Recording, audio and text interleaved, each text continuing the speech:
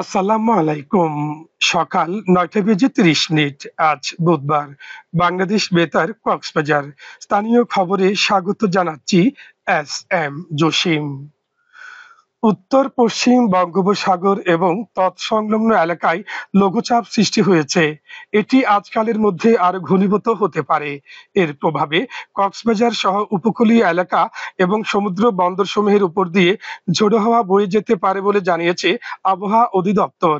মঙ্গলবার বিকেলে আবহাওয়া অফিসের এক সতর্ক বার্তায় কক্সবাজার, চট্টগ্রাম, মোংলা ও পায়রা সমুদ্র বন্দরকে ৩ নম্বর স্থানীয় সতর্ক সংকেত দেখাতে বলা হয়েছে।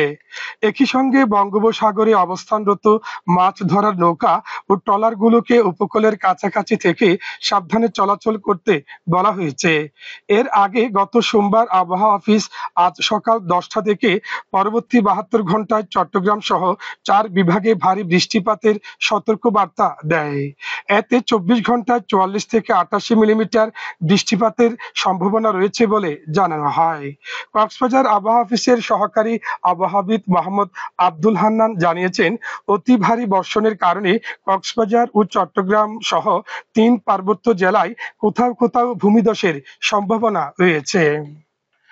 মাতারবাড়িতে গুরুত্বপূর্ণ অবকাঠামোর দ্রুত উন্নয়নের আহ্বান জানিয়েছেন প্রধান উপদেষ্টা অধ্যাপক মোহাম্মদ ইউনূস।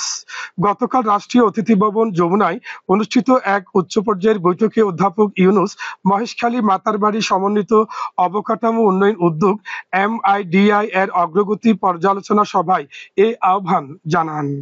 তিনি বলেন, মাতারবাড়িকে দেশের বৃহত্তম বন্দর, লজিস্টিক্স, উৎপাদন ও জ্বালানি হাব হিসেবে গড়ে তোলা হবে। এই লক্ষ্য বাস্তবায়নে আমাদের বিদেশি বিনিয়োগ আকর্ষণ করতে হবে। অধ্যাপক ইউনূস আরো বলেন, আজ শুরু হতে যাওয়া ২.৫ দিনের জাপান সফরে মহেশখালী মাতারবাড়ি অঞ্চলের উন্নয়ন হবে তার আলোচনার প্রধান বিষয়।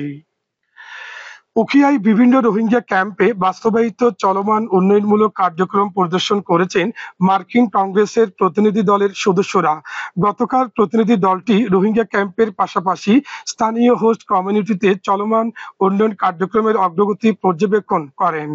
ক্যাম্প ২০ এক্সটেনশনে সংক্রমণ ব্যাধি চিকিৎসা কেন্দ্র, মানসিক স্বাস্থ্যসেবা, LPG গ্যাস বিতরণ, পানি ও স্যানিটেশন, পরিবেশ এবং গৃহচ্ছত্রদের উপর প্রভাব বিষয়ক প্রকল্প পরিদর্শন করেন।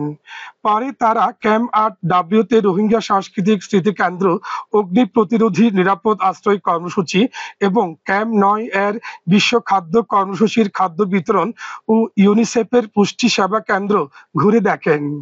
প্রতিনিধি দলের সদস্যরা হলেন মার্কিন কংগ্রেসের আইন পরিচালক পিয়াট সহ অন্যান্যরা উপস্থিত ছিলেন। কক্সবাজারের ভ্রাম্যমাণ আদালত পরিচালনা করে ৪,১৩,০০০ টাকা জরিমানা আদায় করা হয়েছে। গতকাল বালুখালী ও কোতোপালং এলাকার বিভিন্ন স্থানে মোবাইল কোর্ট পরিচালনা করেন উখিয়া উপজেলা নির্বাহী কর্মকর্তা ও নির্বাহী ম্যাজিস্ট্রেট মোহাম্মদ কামরুল হোসেন চৌধুরী। তিনি জানান, রোহিঙ্গাদের জন্য বরাদ্দকৃত ত্রাণ সামগ্রী অবৈধভাবে মজুত ও পাচারের অভিযোগে ভ্রাম্যমাণ আদালত পরিচালনা করা হয়। এ সময় ৪ ব্যক্তিকে ৪ লাখ টাকা জরিমানা করা হয়েছে। এদিকে কক্সবাজার পৌরসভায় বাজার দর নিয়ন্ত্রণে ভ্রাম্যমাণ আদালত পরিচালনা করেছে জেলা প্রশাসন। গতকাল শহরের বিমানবন্দর, সড়ক এবং বাহারছড়া বাজারে পরিচালিত মোবাইল কোর্টের নেতৃত্ব দেন জেলা প্রশাসনের সহকারী কমিশনার ও এক্সিকিউটিভ ম্যাজিস্ট্রেট নাজমুল ইসলাম নাঈম।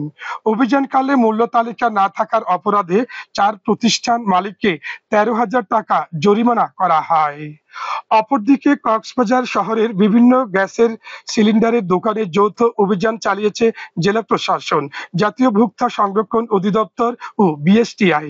গতকাল গ্যাসের ওজন সঠিক আছে কিনা এবং ভোক্তাদের চাহিদা পূরণ হচ্ছে কিনা এই বিষয়ে তদারকি করতেই এমন অভিযানের কথা জানিয়েছে BSTI এর সহকারী পরিদর্শক রঞ্জিত কুমার মল্লিক।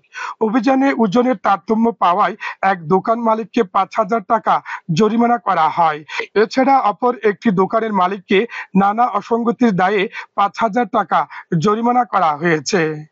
কক্সবাজার সমুদ্র সৈকতে বেড়ানোর সময় এক নারী পর্যটককে যৌন হয়রানির অভিযোগে ৫ জনকে আটক করা হয়েছে। গতকাল তাদের আটক যুবকেরা হলেন কক্সবাজার, চট্টগ্রামের ও কিশোরগঞ্জের জেলার বাসিন্দা।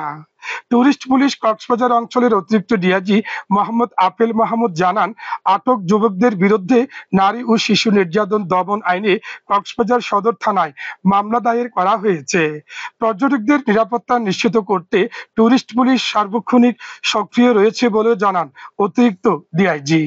আবহাওয়া এখন জানিয়ে দিচ্ছি বাঁকখালী নদীর মোহনা ও সংলগ্ন এলাকার সামুদ্রিক জোয়ার ভাটার সময়সূচি। আজ ভাটা শুরু হবে বেলা 11টা 9 মিনিটে, চলবে বিকেল 5টা 55 মিনিট পর্যন্ত। খবর শেষ হলো। আমাদের পরবর্তী খবর প্রচারিত হবে আজ দুপুর 2টো বেজে 30 মিনিটে।